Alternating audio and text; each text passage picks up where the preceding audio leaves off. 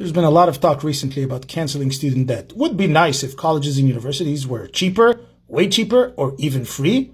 But until they are, the question is, should the public, the taxpayers, step in and pay for mistakes that other people have made?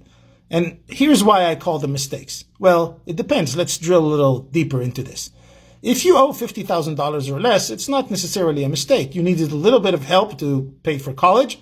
You took on a reasonable amount of debt, which with a college degree, you should be able to pay over several years. So why should anyone step in and help you pay for that?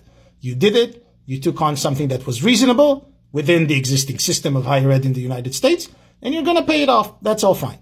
Then there is the question of those who took on massive debt, like way more than $50,000. That was a mistake. I have repeatedly said this in many other videos, and many other people have said this again and again, but many people somehow believe that taking on massive debt and going to college is going to elevate their social status. And now they're stuck with an insane amount of debt that they're never going to be able to pay back. How's that for smart decision making? And why should the public be paying for that? Really, that's the big question. I don't have a clear answer to that question, but I think it's worth asking. Why should the public be paying for someone who took on $120,000 in student loans to go to a no-name institution, and now their degree is never going to help them make enough money to pay it back? You have a second mortgage before you have your first one. Look, there are so many ways to afford college without taking on any debt or a very little amount of debt.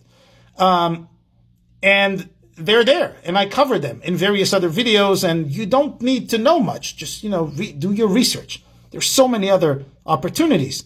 If you are a good student in high school, if you actually belong in higher ed, if you belong in college, there are ways to make it happen.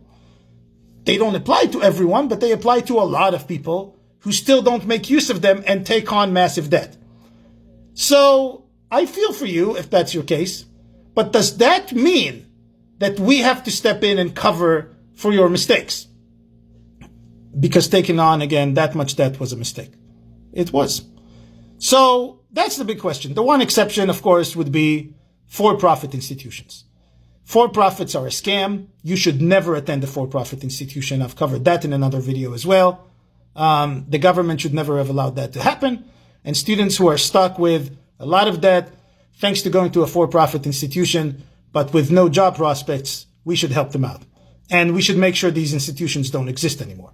Other than that, why would we cancel student debt? Let me know what you think.